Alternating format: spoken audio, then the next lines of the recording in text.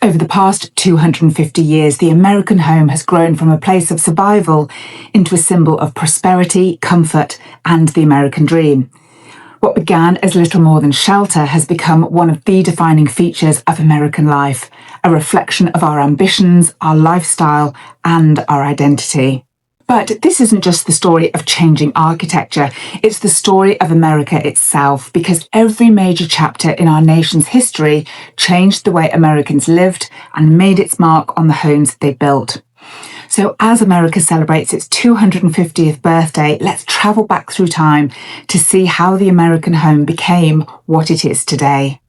In 1776, at the birth of the nation, American homes were just small timber houses built by hand using whatever materials were available locally. They were practical rather than impressive and often consisted of just a handful of rooms where cooking, eating, working and family life all took place. These weren't homes designed for comfort or luxury in any way. These were homes designed for survival and heavily influenced by the traditions settlers brought with them from across Northern Europe. Today, we simply call them colonial homes. Although built in America, they still reflected a young nation closely connected to its European roots. But as the new nation found its feet, something began to change. America didn't just gain its independence, it was beginning to develop an identity of its own.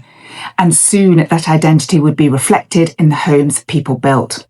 Unlike Europe, where land had already been divided and settled for centuries, America offered something extraordinary: space.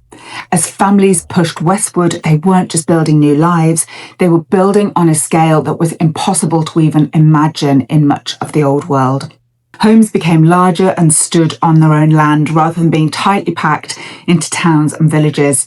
The farmhouse became one of America's defining homes. It wasn't designed to impress. Wide porches offered shade in the summer, while steep roofs shed rain and snow in the winter. This was a home built to support the land and the family that worked it. For the first time, owning both the home and the land beneath it became an attainable dream for ordinary families. And as such, the home was no longer just a place to survive, it was becoming a symbol of opportunity. As the 19th century progressed, America was changing at an extraordinary pace. Railroads stretched across the country, factories transformed cities, and millions of people moved to growing towns in search of opportunity. Many families, for the first time, had money not just to build a house, but to make a statement.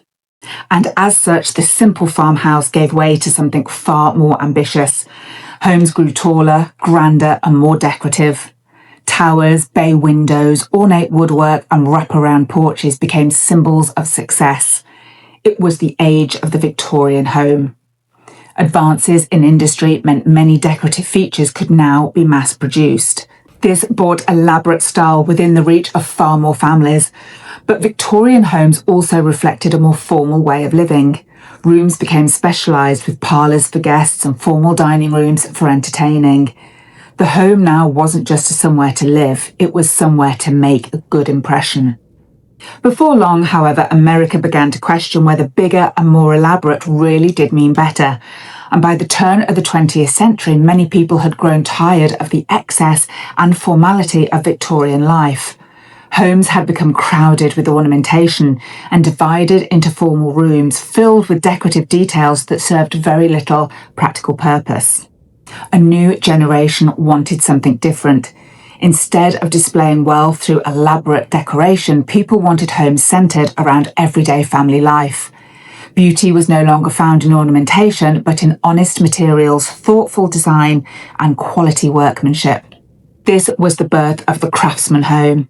Inspired by the arts and crafts movement, homes celebrated natural materials, handcrafted details, and a closer connection to the outdoors. And alongside it came another house that would help redefine the American home, the bungalow. Smaller, simpler, and more affordable, the bungalow proved that good design didn't have to be grand. It offered ordinary families a home that was practical and welcoming. And for many Americans, it marked a shift in what home really meant. It was no longer simply just a symbol of success. It was becoming a place to relax and actually enjoy life. The next great transformation of the American home didn't begin with an architect. It began with the automobile. For the first time, families were no longer tied to where they work. And as car ownership exploded and cities spread outwards, entirely new communities began to appear beyond their edges. The American suburb was born. Homes no longer needed to squeeze onto narrow city lots.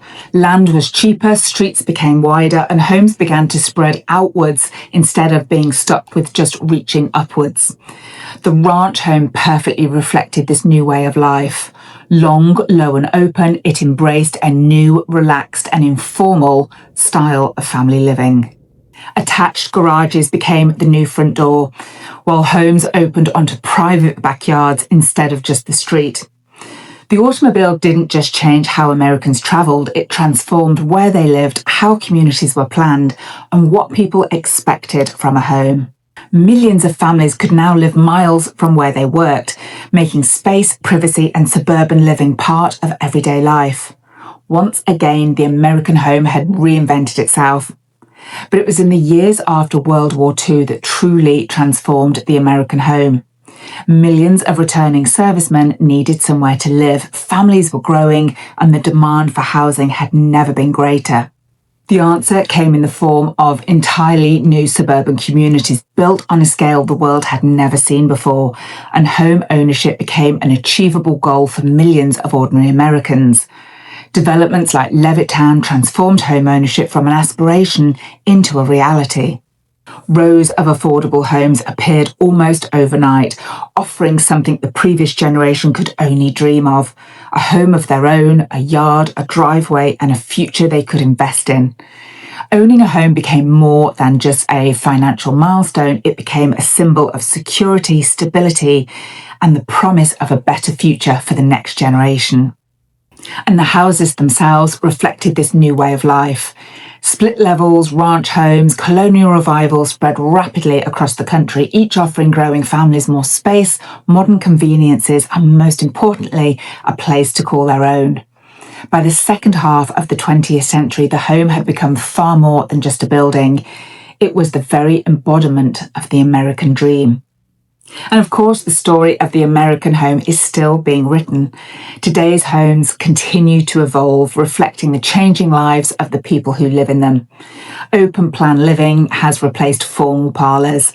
Home offices have become everyday necessities. Outdoor kitchens, flexible living spaces, and wellness rooms reflect priorities that would have been unimaginable just a few generations ago.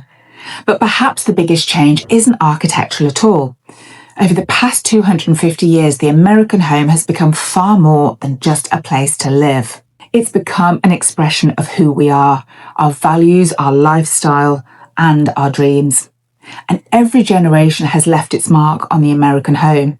Some made it larger, others made it simpler, some embraced craftsmanship while others valued convenience. But together they created one of the most diverse and influential housing traditions anywhere in the world. It's more than just a collection of architectural styles, it's the story of a nation told one house at a time. And with that, all that remains to be said, happy birthday, America.